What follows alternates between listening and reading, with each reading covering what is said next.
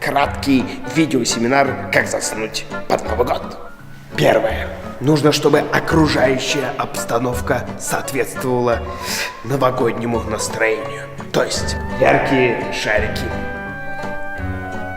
светлые огни, мишура. Короче, нарядить елку. Долго не проспаться. Отлично. Второе. Обзвоните всех своих знакомых и пригласите их отпраздновать Новый год дома, у себя. Третье. Почему вы не можете заснуть под Новый год?